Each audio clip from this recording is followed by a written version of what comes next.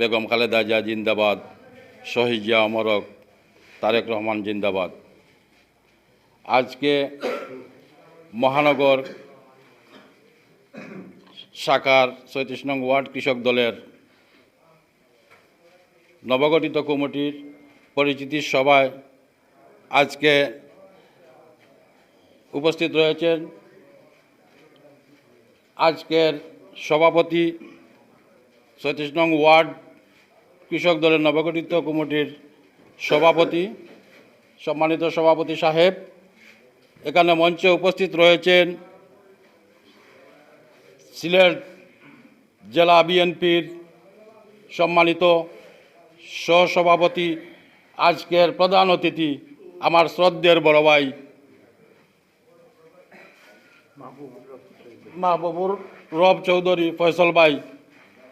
উপস্থিত রয়েছেন সিলেট মহানগর কৃষক দলের সহসভাপতি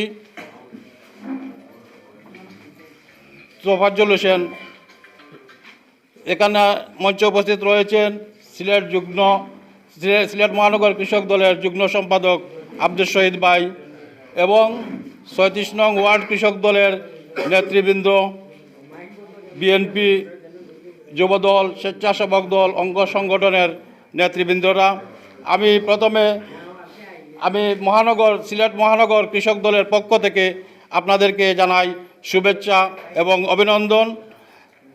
প্রিয় উপস্থিতি, আজকে যে পরিচিতি সভা মাগরিবের পরে হওয়ার কথা ছিল, হয়তোবা কারণবশত এখানে অনেক সময় আপনারা ব্যয় করেছেন, দীর্ঘক্ষণ থেকে এখানে অপেক্ষায় আছেন এবং আমরা এখানে এসে জানতে পারলাম পিছনে একটি বাসায় একজন মহিলা মারা গেছে।